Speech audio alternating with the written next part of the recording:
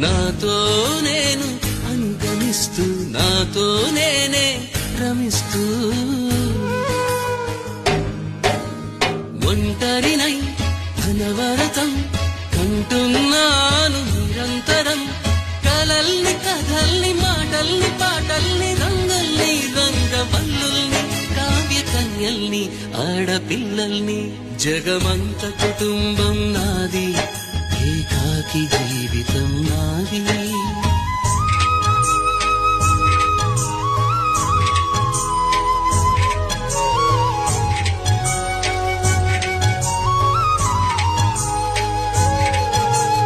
ఇంటికి కంటిని నేనై కంటను మంటను నేనై ఇంటికి కంటి